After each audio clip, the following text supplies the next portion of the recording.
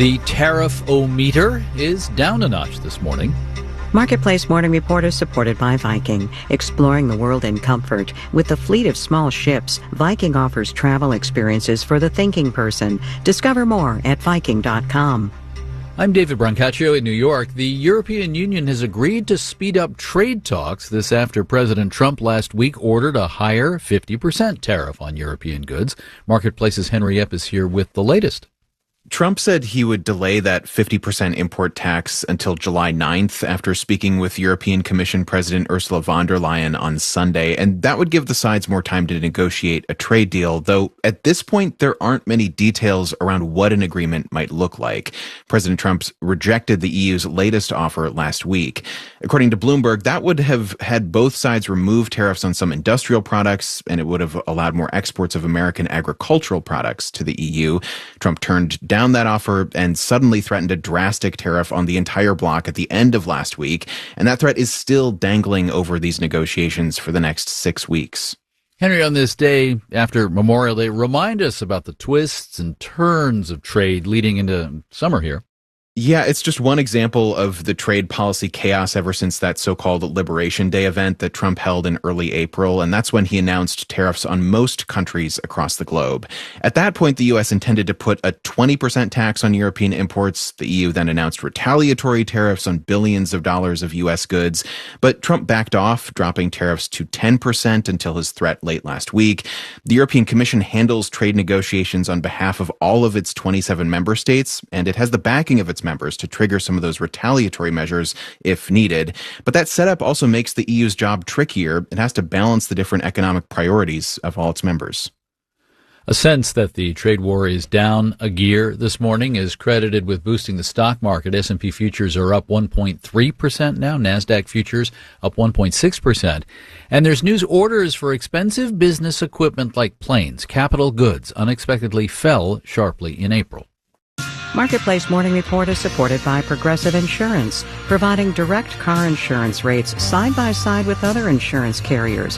Customers can see rates and find an option that works for their needs. Now that's Progressive. Learn more at Progressive.com. And by Amazon Business, committed to business buying solutions to empower leaders to streamline and focus on growth. Learn more about smart business buying at AmazonBusiness.com. The Trump administration has dismantled much of the U.S. foreign aid infrastructure. Today, one entity left standing. And why? It's called the U.S. International Development Finance Corporation.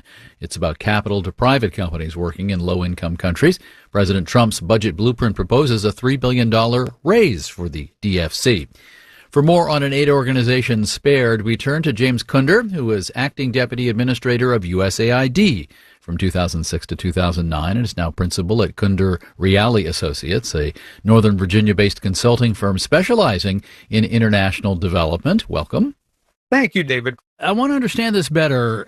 How does this Development Finance Corporation, how's it supposed to work? It's a relatively obscure U.S. government agency. Traditionally, America has engaged with the poorer countries of the world through my old organization, the U.S. Agency for International Development, USAID. Yeah, I heard about that place. It used to exist. So in lieu of that, the Trump administration, David, is focusing on the Development Finance Corporation, which has a slightly different take, which is that what we should be doing is supporting U.S. companies who want to invest in those countries. The Trump administration is actually proposing a $3 billion increase in funding. Supporting these companies with capital, is there money behind this? There is definitely money behind it. The Development Finance Corporation was started by the U.S. government about 6 years ago. Many observers view it as a direct attempt to blunt the People's Republic of China so-called Belt and Road Initiative. So if an American company sees an investment opportunity somewhere in the developing world, the Development Finance Corporation helps provide financing, either direct financing or loan guarantees to help reduce the risk of investing in one of these developing countries. Does this development corporation connect that work with lifting people out of poverty in low-income parts of the world?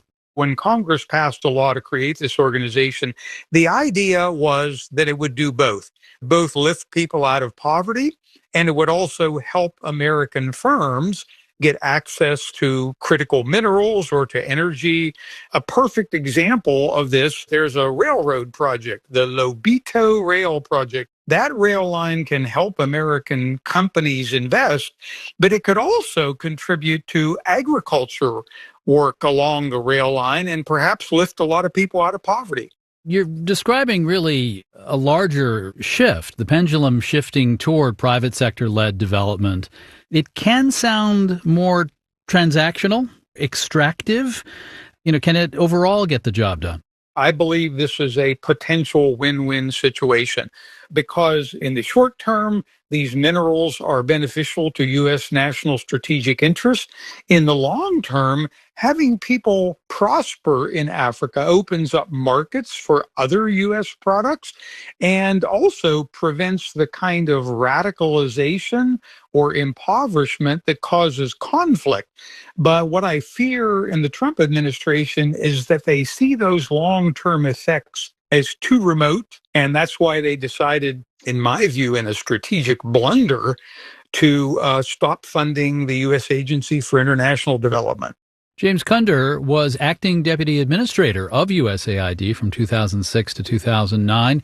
He's principal at Kunder Reale Associates in Virginia, a consulting firm specializing in matters international. Mr. Kunder, thank you. Thank you for your time, David. And given South Africa's history of apartheid, that country has a law requiring foreign-owned communications companies doing business there to sell 30% stakes to local historically disadvantaged enterprises, which would typically be black-owned. Amid a draft plan to ease some of those requirements, South Africa's communications minister is saying the moves are not only meant to help Elon Musk's internet via satellite company Starlink. No special dispensation for Starlink or any other company or individual was the promise today. In New York, I'm David Brancaccio. It's the Marketplace Morning Report. From APM, American Public Media.